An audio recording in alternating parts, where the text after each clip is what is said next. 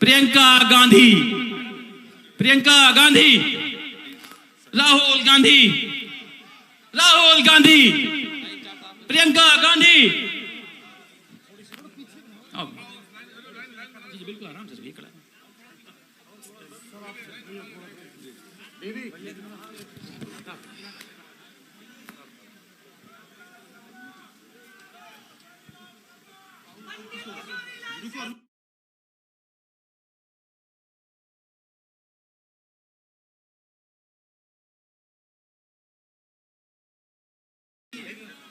अरे आने दो, अरे सर को आने दो।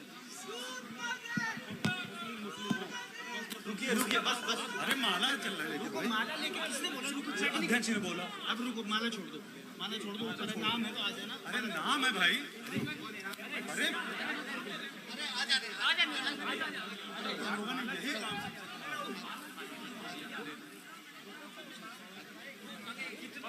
अरे बुला रहे हैं।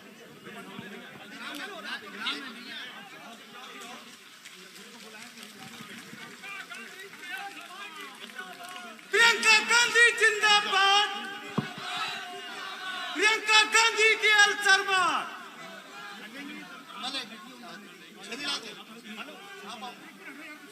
आइए दोनों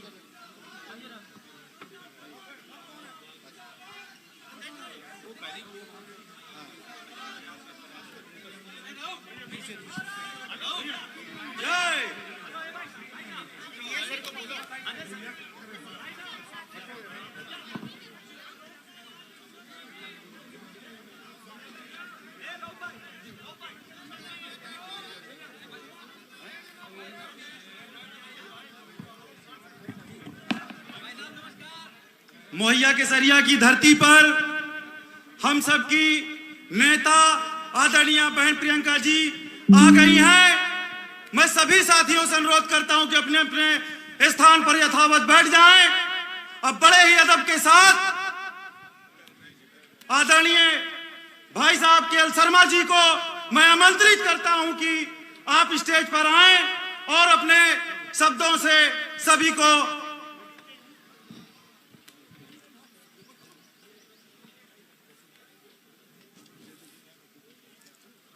यार लोग भाई तुम लोग थोड़ा सपोर्ट कर दिया करो यार। पीछे रहिए।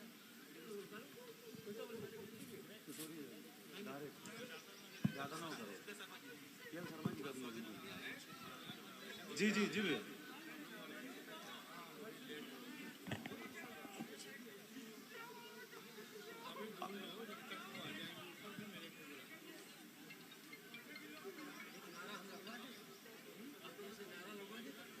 बात कर रहे हैं सर, भैया जी बात कर रहे हैं, डिस्टर्ब नहीं करना है।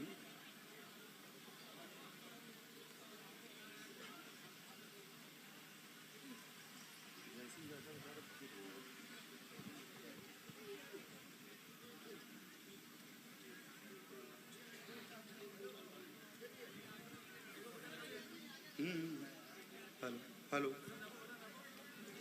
Hello hello. अब मैं अपने हर दिल अजीज प्रत्याशी गांधी परिवार के पारिवारिक सदस्य आदरणीय किशोरी लाल शर्मा भाई साहब को आमंत्रित करता हूं कि आप स्टेज पर आएं।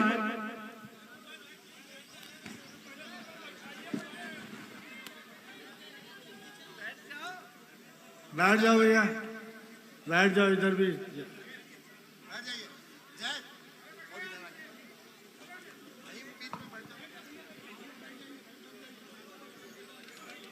शांति रखिए भैया। चलिए, मोहैया केसरिया की धरती के ऊपर हमारे समस्त मंचासीन नेता और हमारे मोहैया केसरिया और बहादुरपुर के हमारे कार्यकर्तागण, हमारे नेतागण और हमारी माताएं और बहनें, क्योंकि मैं यहाँ पे गांधी परिवार द्वारा प्रत्याशी यहाँ पे बनाया गया हूँ और आप लोगों के लिए नया नहीं हूँ कि जब 1983 में यहाँ पे आया था तो तिलोई ही विधानसभा का कार्य क्षेत्र मैं संभालता था। उसमें मेरे पास आधा ब्लॉक तिलोई और एक ब्लॉक बहादुरपुर हुआ करता था। ये जय सिंह जी ये लोग सब जानते हैं, आलिम रजा वगैरह, क्योंकि उस समय हम लोग छोटे स्तर पे काम करते थे। लेकिन हम लोगों ने जब यहाँ पे आए तो जिस तरह आप राजीव जी से यहाँ मिलते थे तो हमने देखा है कि आपका प्यार राजीव जी के प्रति किस तरह था। आप बाजू पकड़ के उनको प्रश्न पूछते थे और ये चीज़ हमने उनसे सीखी है कि मतदाता का सम्मान कैसे करना है, क्योंकि राजीव जी अक्सर कहा करते थे कि इनकी बदौलत हम लोग वहाँ पे दिल्ली में बैठते हैं, अगर हम मतदाता का सम्मान नहीं करते तो लोकतंत्र का अपमान करते हैं। दूसरा मेरा यही कहना है कि मैं आपके बीच से उठ के यहाँ तक पहुँचा हूँ और अगर यहाँ तक पहुँचने में मदद किया है तो आप लोगों ने भी मेरी मदद किया है, क्योंकि आप ही लोगों के साथ काम करके मैं इस पर यहाँ तक पहुँचा हूँ कि जो मेरे आदर्श हुआ करते थे आदरणीय राजीव जी, कि मेरे को उन्हीं की कॉन्स्टिट्यूंसी को रिप्रेजेंट करने का मौका मिलेगा, मेरे लिए इससे बड़ा कोई सम्मान पुरस्कार नहीं हो सकता। लेकिन इसके साथ ही मैं एक बात कहता हूँ कि यहाँ पे मैं कोई नेता नहीं हूँ, मैं एक तरह से आपके बीच में कार्यकर्ता के रूप में काम किया है, ना मेरे को कोई मुगालता है कि मैं कोई नेता हूँ। जो मेरी ताकत है गांधी परिवार है और आप है, जनता है। तो जिस तरह हम लोग पहले 41 साल आपकी सेवा किया है, उसी तरह मैं आपकी आगे भी सेवा करूंगा, ये मैं आपको वचन देता हूं। क्योंकि लेट काफ़ी हो गए हैं तो मैं प्रियंका जी से आग्रह करूंगा कि आप संबोधित करें। जय हिंद।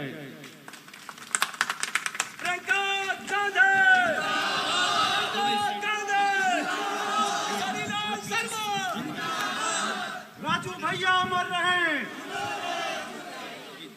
हाँ जी, आइए। नमस्कार। बहुत समय से इंतजार कर रही हैं, बहुत गर्मी है आज। हाँ, पानी वानी पिलाया नहीं पिलाया? नहीं, ऐसे ही, कुछ भी नहीं।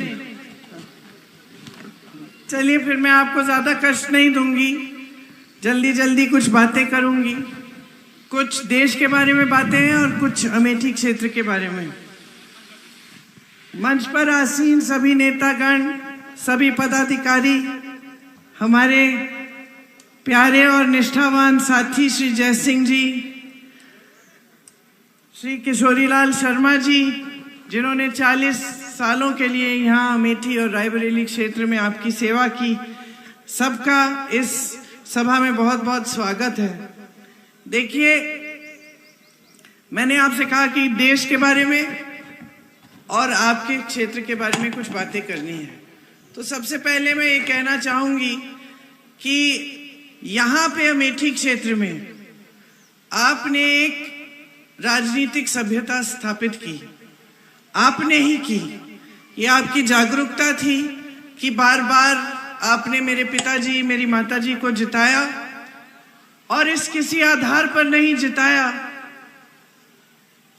जिस आधार पर आपने जिताया वो यही था कि यहाँ पे आपके लिए उन्होंने निष्ठा से सेवा की।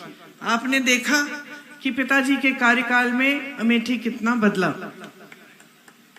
मैं जब बच्ची थी यहाँ आती थी तो मुझे ऊसर जमीन दिखती थी, सारे खेत सफेद होते थे। कोई बुजुर्ग है तो उनको याद होगा, अब मैं खुद बुजुर्ग हो गई हूँ, एक ऊसर सुधार के लिए और एक सिंचाई के लिए। उस समय जब वो गांव में जाते थे, किशोरी भाई साहब बता रहे थे कि किसानों से बात करते थे तो किसान कहते थे कि उपज इतनी है कि हम 7-8 महीनों के लिए अपने परिवार को खिला सकते हैं और उसके बाद खत्म हो जाता है, हमको खरीदना पड़ता है। तो पिताजी के मन में ये था कि यहाँ पे अगर सिंचाई अच्छी तरह से आ जाए और जमीन उपजाऊ बन जाए तो बहुत फायदा होगा किसानों का। तो सबसे पहले काम तो उन्होंने यही किए।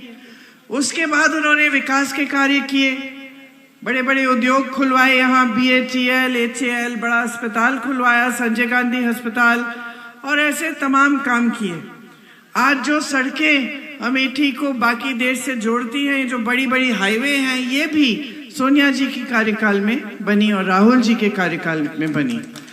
तो यहाँ पे जितना विकास हुआ, आपने देखा कि अगर निष्ठा से कोई काम करता है, नियत सही होती है, तो नीति भी सही होती है, विकास अच्छी तरह से होता है। और आपने यहाँ स्थापना की थी इस राजनीति की कि यहाँ बड़े से बड़े पद पर आसीन देश के प्रधानमंत्री आ सकते थे।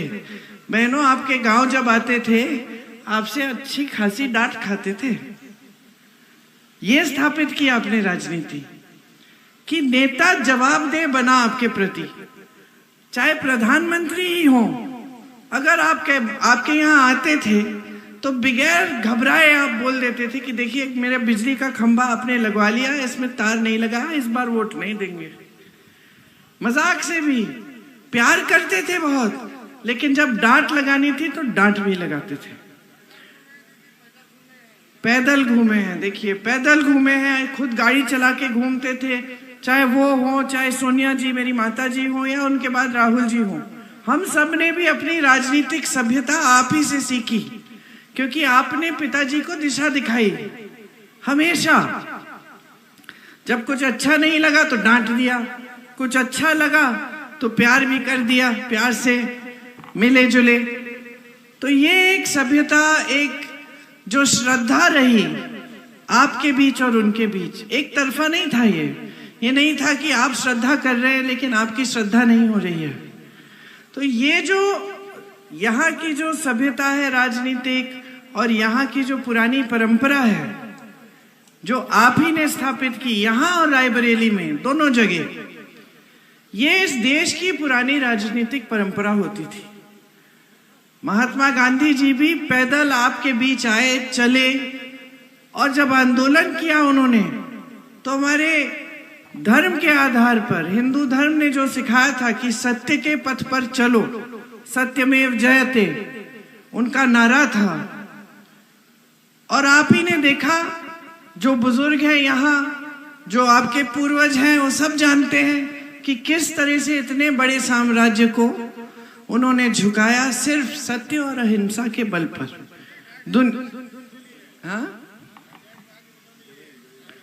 जमीन दी किसानों को आजादी के बाद, फिर इंदिरा जी ने भी पट्टे दिलवाए। तो ये सब काम थे जो मिलजुल कर हुए जब जनता और नेता एक साथ काम करते थे। मतलब नेता का इतना घमंड अहंकार नहीं होता था कि जनता के प्रति कोई जवाबदेही नहीं है। तो ये आपने यहाँ स्थापित किया, यहीं से शुरुआत हुई। और बड़े बड़े आंदोलन जो देश में हुए 100 साल पहले तक के, किसानों ने जो आंदोलन किए वो भी यहीं से शुरू हुए। किसान यहीं शहीद हुए इस देश की आजादी के लिए। तो आप सबसे पहले तो समझ लीजिए कि आपका जो क्षेत्र है देश के लिए, देश के लोकतंत्र के लिए कितना महत्वपूर्ण है। लोकतंत्र जब स्थापित हुआ देश में, जब देश आजाद हुआ, तो उसका मतलब क्या था बहनों? लोकतंत्र का मतलब क्या होता है?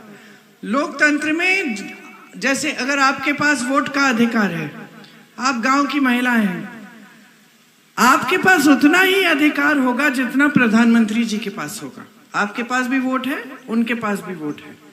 लोकतंत्र ने आपको ये शक्ति दी है कि कोई बड़ा छोटा नहीं है, कोई अमीर गरीब नहीं है। लोकतंत्र के लिए आपको भी एक वोट, इनको भी एक वोट, हमको भी एक वोट दिया गया है।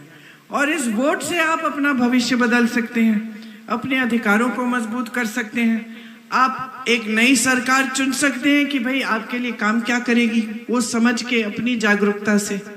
तो यहाँ की परंपरा जागरूकता की रही है, लोकतंत्र को मजबूत रखने की रही है। अब पिछले 5-10 सालों में यहाँ एक नई राजनीति आई। उसमें सेवा का नाम नहीं था, श्रद्धा का नाम नहीं था। आपकी जो सांसद हैं वो यहाँ सिर्फ एक मकसद से आई। क्या था मकसद उनका? कौन बताएगा? राहुल जी को हराना। उनका एक ही मकसद था कि यहाँ आकर राहुल गांधी के खिलाफ चुनाव लड़ेंगी और राहुल गांधी को हराएंगी। यही मकसद था। इस मकसद के लिए उन्होंने तमाम झूठ फैलाए। हमने आपके लिए वो समूह की परियोजना शुरू की थी, महिलाओं के लिए, बहुत महिलाएं उसमें थी। उन्होंने कहा हम उसके जरिए आपसे जमीन लूट रहे हैं। सारा पूरे देश में फैला लिया कि हम जमीन लूटने के लिए ये परियोजना बनाई। तो अब जितनी भी महिलाओं को लाभ हो रहा था उन परियोजना के होने से बंद हो गया। परियोजना ही आस्ते बंद करनी पड़ी, तमाम केस डाल दिए उन पे। उनका मकसद हमेशा से नकारात्मक रहा है, कोई सकारात्मक मकसद नहीं रहा। तो यहाँ इसलिए नहीं आए क्योंकि आपके प्रति श्रद्धा थी, या आपके साथ एक रिश्ता था, या फिर आपका विकास कराना था।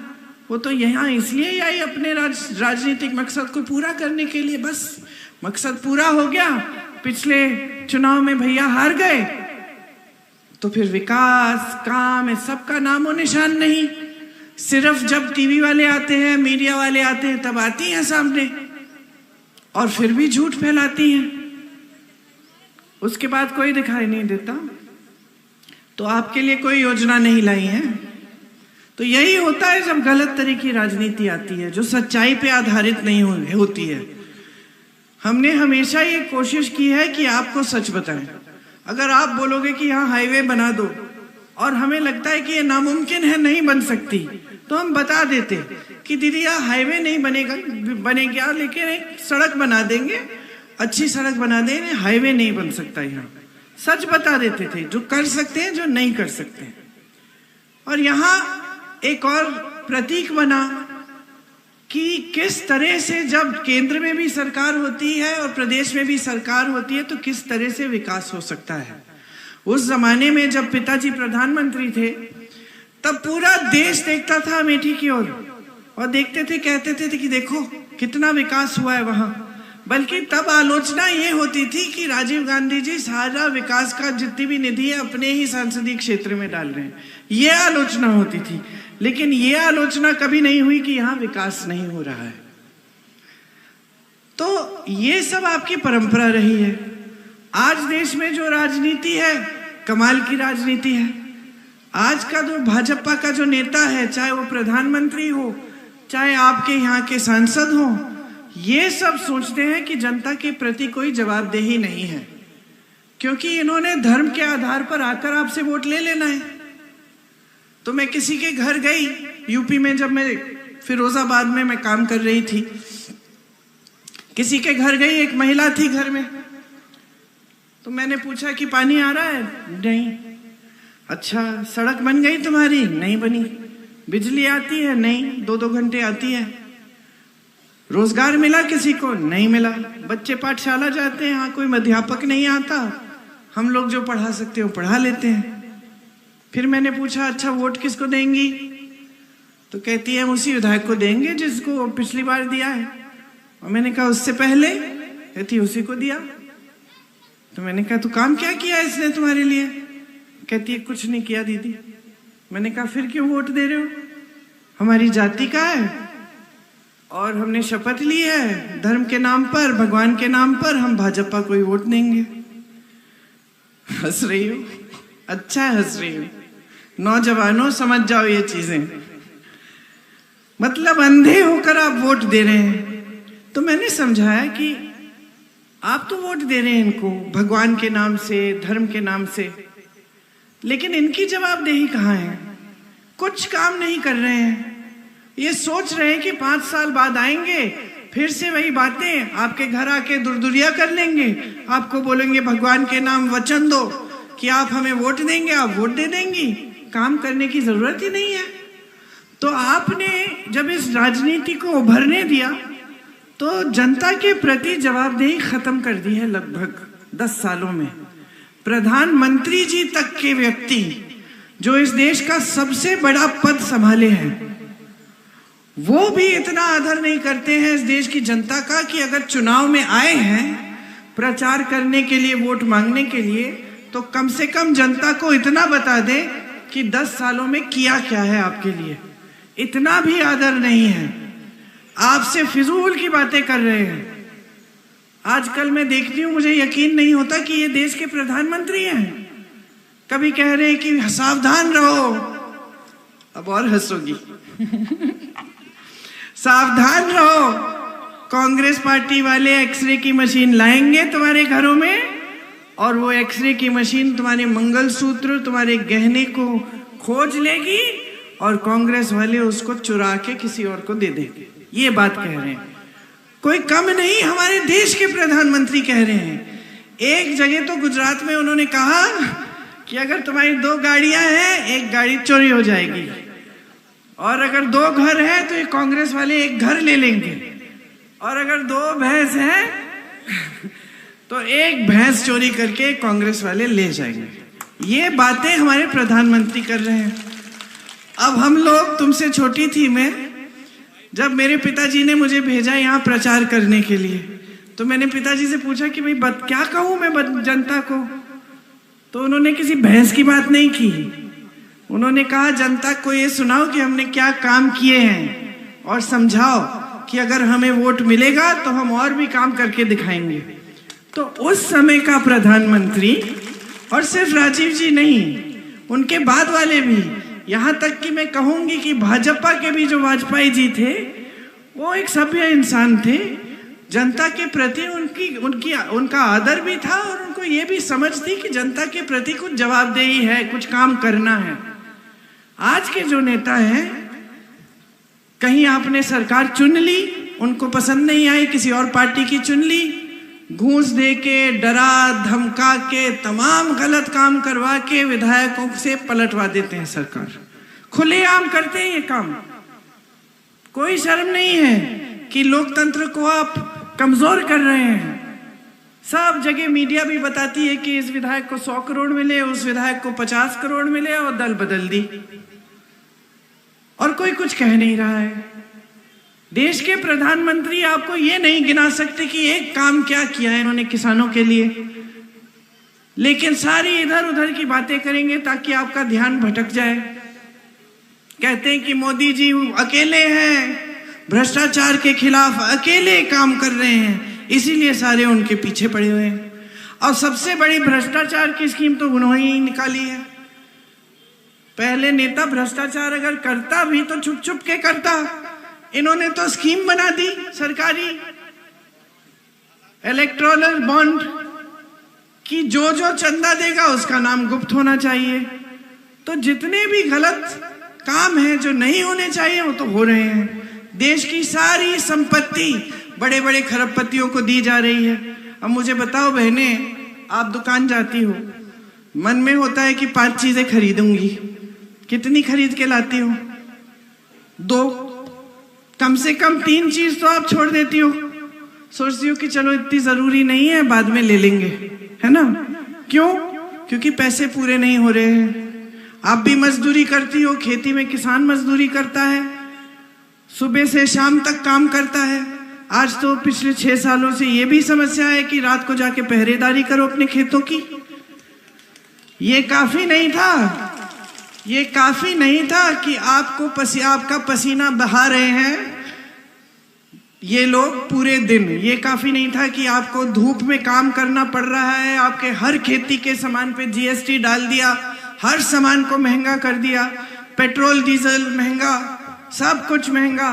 खेती से आप पहले से ही कमा नहीं रहे हो, ऊपर से आवारा पशु की समस्या, जिसको रोकने के लिए कुछ नहीं किया इन्होंने। 7 साल बीत गए हैं, रोज रात को अब अपनी आदत भी बना दी है। आपको तो वो दिन याद भी नहीं होंगे जब आप घर आके आराम करते थे शाम को। और मेरी बहनें मजदूरी करती हैं, काम करती हैं, खेती में हाथ बटाती हैं, तो भी घर पे आके काम करती हैं, खाना बनाती हैं, बच्चों का देखभाल करती हैं, सफाई करती हैं। कोई आराम नहीं है, कोई राहत नहीं है, संघर्ष ही संघर्ष है कि नहीं? तो सरकार का काम क्या होता है? आपका संघर्ष बढ़ाना कि उसको घटाना? इसीलिए आप सरकार चुनते हैं। तो सारे काम तो किसी से नहीं होते। राजीव जी ने भी 100 काम किए होंगे, लेकिन पूरा तो नहीं हुआ। अभी भी सड़कें हैं जो बनी नहीं है, अभी भी बिजली के खंभे लगने हैं। तो विकास का काम ये नहीं है कि सारा इकट्ठे हो सकता है, लेकिन जितना कर सकते हैं उतना तो करें। इन्होंने सारी संपत्ति बड़े बड़े खरबपतियों को दे दी, ठीक है। महंगाई बहुत ज्यादा कर दी। कोयला, बिजली, बंदरगाह, हवाई अड्डे, सब बड़े बड़े खरबपतियों के। 3 गुना में। अच्छा देखिए, रेल का टिकट 3 गुना महंगा है। हाँ हाँ हाँ, अच्छा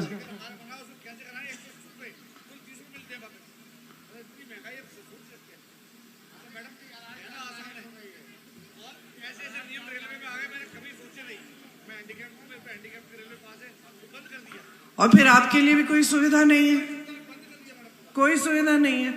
मतलब जो गरीब है, जो मिडिल क्लास का है, उसके लिए कोई नीति, कोई योजना नहीं है।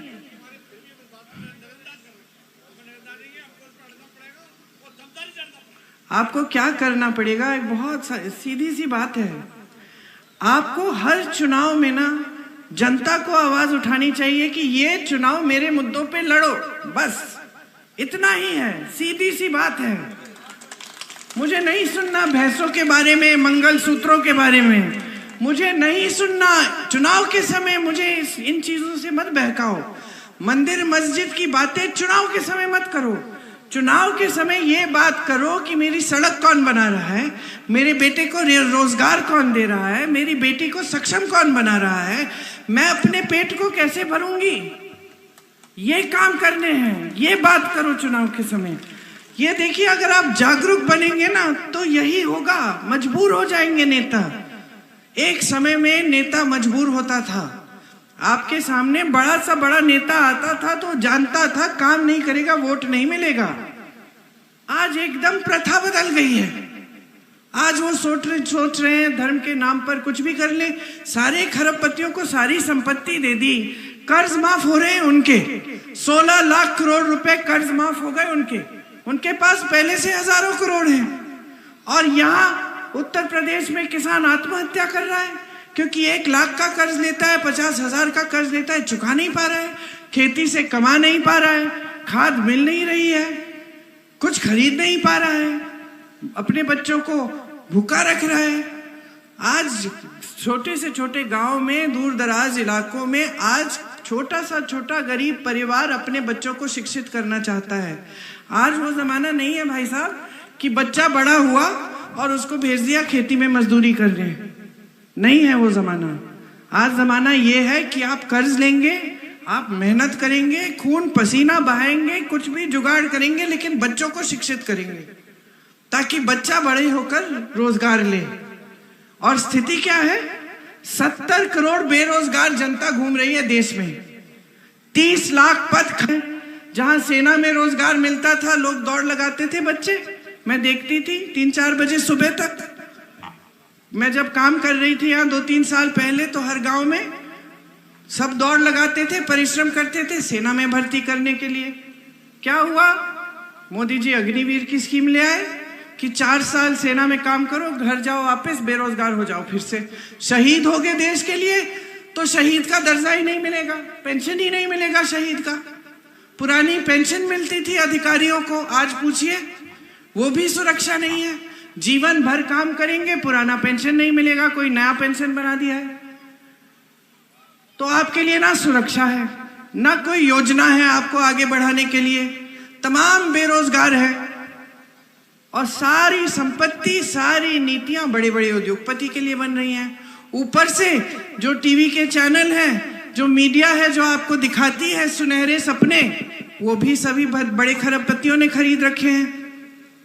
तो आपको तो वही दिखाएंगे जो मोदी जी चाहेंगे, इनकी साठगांठ है। तो सच्चाई क्या है? कौन बताएगा सच्चाई क्या है? सच्चाई वो है जो आपको दिखाया जा रहा है, जो मोदी जी बड़े बड़े मंचों पे कह रहे हैं कि देश बड़ा आगे चल रहा है, अब अर्थव्यवस्था बहुत मजबूत हो गई है। 10 सालों में इतना काम नहीं हुआ जितना 70 सालों में हुआ था। मतलब उसका उल्टा, कि 10 सालों में इतना काम हुआ है कि 70 सालों में कांग्रेस ने कुछ नहीं किया, उससे ज्यादा काम हमने 10 सालों में कर लिया। ये बताया जाता है आपको। सही कह रहे हैं कि जो 70 सालों में जो खड़ा किया था वो तो सारा इन्होंने बेच दिया। अगर 70 सालों में कुछ बना नहीं होता तो बेचते क्या, देते कैसे अपने मित्रों को? सही बात है। और कई जगह जो काम हमने कम से कम आपके क्षेत्र में जो शुरू किए, वो बंद भी करा दिए।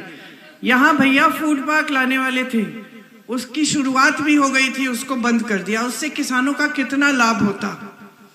एम्स खुला रायबरेली में, उसको भी ठंडे बस्ते में डाल दिया। उसका बड़ा होना चाहिए था, उसका छोटा सा खोल के छोड़ दिया है।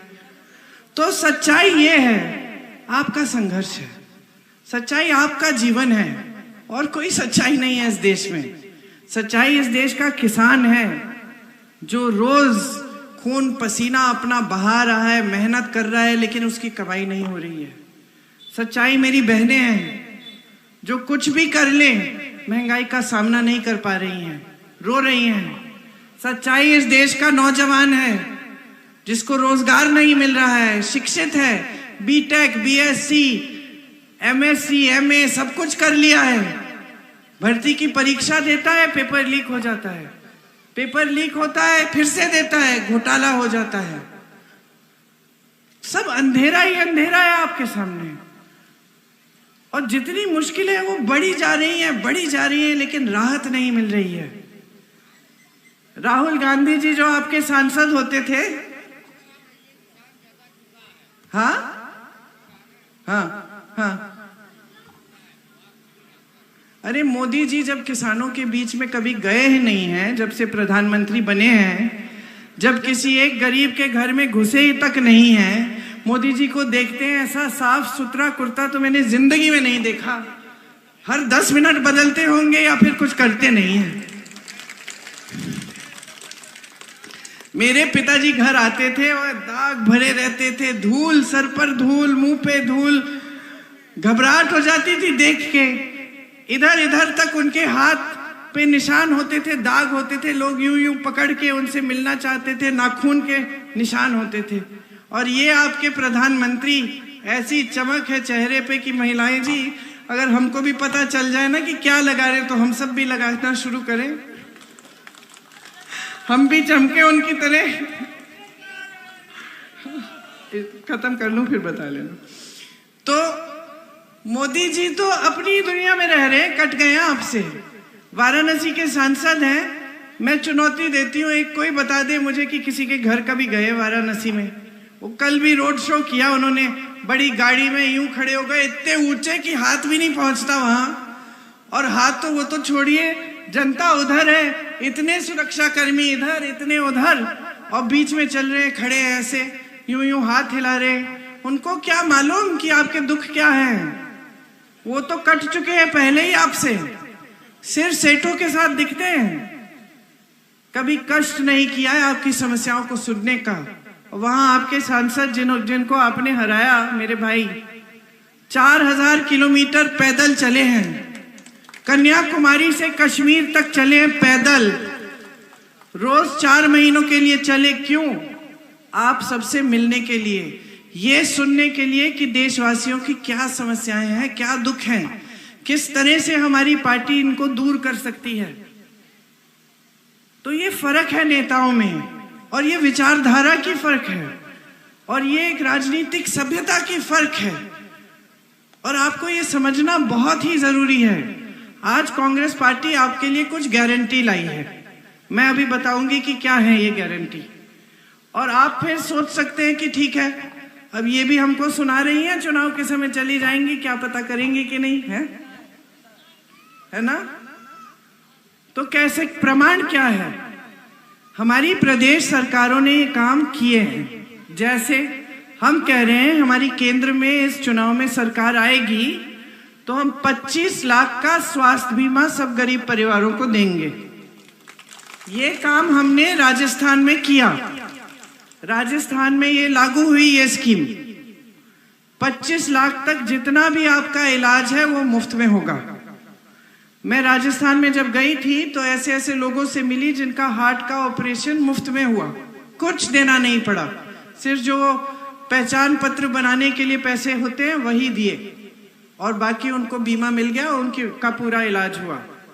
तो हम ये 25 लाख का बीमा सबके लिए लाना चाहते हैं देश में, ताकि आप बीमार पड़े तो आपके लिए सुविधा हो। बहनों के लिए हमने तय किया है कि 1 लाख रुपए सालाना हर गरीब परिवार की सबसे बड़ी महिला के खाते में डालेंगे। हर महीने 8,500 रुपए आपके खाते में आएंगे, क्योंकि हम ये पहचान रहे हैं कि आप पर बोझ कितना है। आज तक आप खेती में काम करती हो, मगर मजदूरी कर ली तो आपको दिहाड़ी मिल जाएगी। घर की मजदूरी के लिए क्या मिलता है? कुछ नहीं मिलता ना, मुफ्त में ही करते हैं हम। स्कूल के जो मिड डे मील वाली महिलाएं, आपके लिए भी योजना है। तो हमने सबसे पहले तो यह तय किया है कि जो गृहस्थ महिलाएं हैं, सबसे बड़ी हैं परिवार में, उनके खातों में हम 8,500 रुपए डालेंगे। और जो मिड डे मील वाली महिला हैं और जो आंगनवाड़ी और आशा बहुएं हैं, आज तक आपका मानदेय नहीं बढ़ाया। आपको कितना मिल रहा है? 2,000। आपको तो 2,000 मिल रहा है, बहुत महिलाओं को मिलता भी नहीं है, पूरा नहीं मिल रहा है, बीच से कोई ले भी रहा है। आप आशा बहुएं, आप एक महिला को 9 महीनों के लिए आप देखभाल करते हो, और जब उसकी डिलीवरी होती है तभी आपको उसके मिलते हैं पैसे, है कि नहीं? और कभी कभी मैं जानती हूँ कि डॉक्टर पूरे नहीं देते हैं। सच बात है कि नहीं, है ना? तो आपके लिए हमने तय किया है कि केंद्र से जो राशि आती है आपके मानदेय के लिए, उसको हम दुगना कर देंगे, तो आपके मानदेय बढ़ जाएंगे। और महिलाओं के लिए 50% सारे सरकारी जो रोजगार है वो महिलाओं को मिलेंगे। तो जो पहले से आरक्षण है, मतलब ओबीसी एससी जो आरक्षण है वो रहेंगे, उनके अंदर अंदर ओबीसी महिला एससी महिला को 50% रोजगार देंगे। नौजवानों के लिए, आप स्नातक पास होंगे तो आपके लिए एक अप्रेंटिसशिप का प्रोग्राम लाएंगे, जिससे आपको बड़ी बड़ी सरकारी कंपनियों में अप्रेंटिसशिप मिलेगी और आपकी पहली नौकरी पक्की हो जाएगी। 1 लाख रुपए सालाना आप कमा लेंगे। ये आपका अधिकार बन जाएगा, कानूनी अधिकार बनेगा। आपके लिए 5,000 करोड़ का फंड निकालेंगे ताकि आप अपना कारोबार शुरू करना चाहें तो कर पाएंगे, उससे सुविधा मिलेगी। पेपर लीक के खिलाफ सख्त से सख्त कानून लाएंगे कि सख्त कार्रवाई होगी कोई किसी ने घोटाला करने की कोशिश की तो। किसानों के लिए आपके सारे सामान जीएसटी से मुक्त कर देंगे। आपको न्यूनतम समर्थन मूल्य नहीं मिलता, न्यूनतम समर्थन मूल्य आपका कानूनी अधिकार बन जाएगा। और आपके कर्ज माफ होंगे। कर्ज माफी के लिए एक स्थायी आयोग बनेगा, जिससे जब जब आप संकट में हैं आप मदद मांग सकते हैं।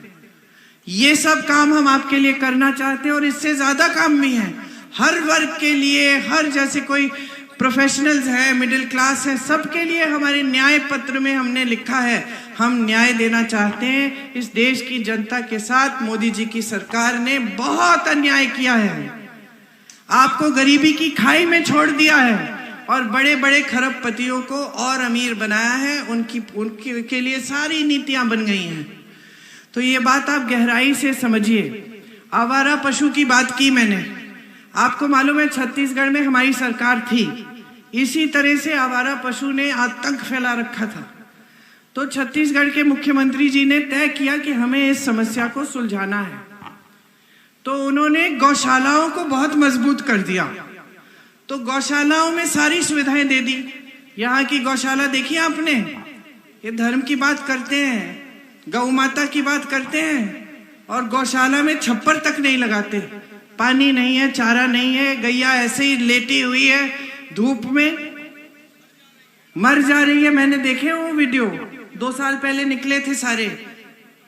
50 गाय ऐसे ही सूख के मर रही थी, कोई कुत्ते खा रहे थे उनके घाव, बुलडोजर से उनको दफनाया जा रहा था। वहां छत्तीसगढ़ में हमने अच्छी अच्छी गौशालाएं बनाई, उसमें महिलाओं को रोजगार दिया, ताकि जो दूध मिल रहा था वो गांव तक पहुंच पाए। उसमें से खोया, बर्फी, दही कैसे बनाना है, उसकी पैकेजिंग के लिए कि अच्छी तरह से पैकेजिंग हो तो अच्छी तरह से बेच पाएंगे। ऐसी महिलाओं से मिली जिनका 60-70 हजार रुपए की कमाई हो गई थी गौशाला से। और एक और बात की हमारी सरकार ने, सुन लो कितनी अच्छी बात है, कि उन्होंने कहा कि हम गोबर खरीदेंगे। तो गोबर खरीदने से क्या हुआ कि जनता ने कहा अच्छा गोबर खरीद रही है सरकार, तो चलो हम पशु रख लेते हैं घर पे, हमारी आमदनी हो जाएगी।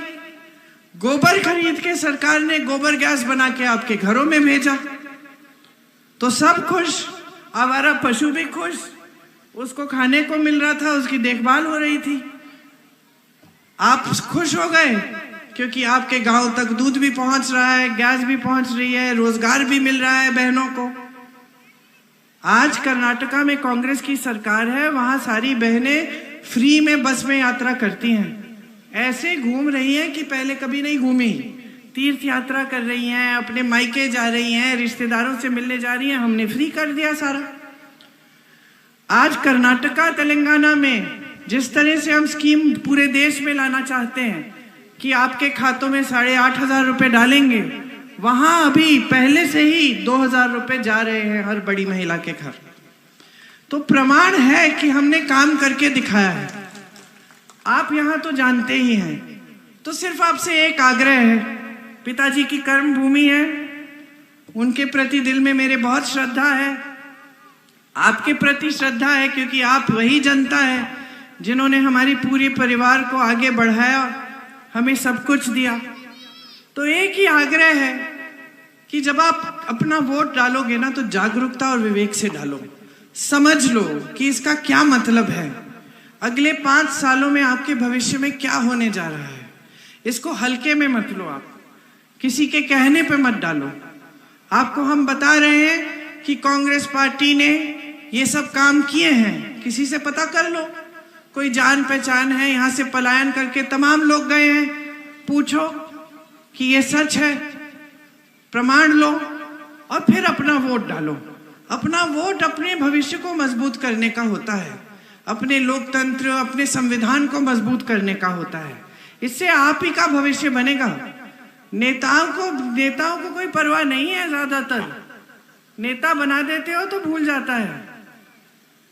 तो जवाबदेही तो आपको लानी है, समझ लीजिए आप इस बात को। अब यहाँ किशोरीलाल शर्मा जी आपके प्रत्याशी हैं, आइए आगे। इनको 40 सालों से इन्होंने सेवा ही की है अमेठी की।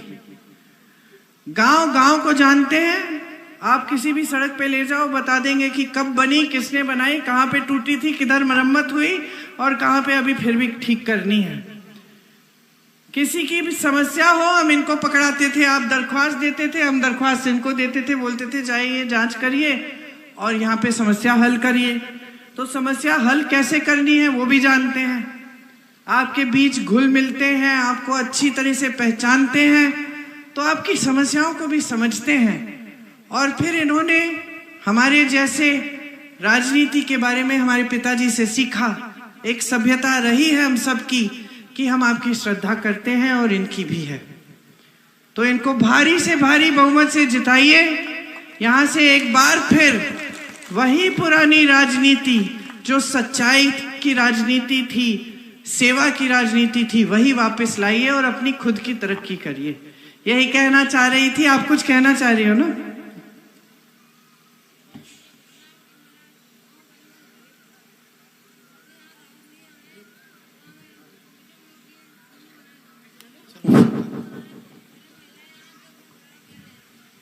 माइक है?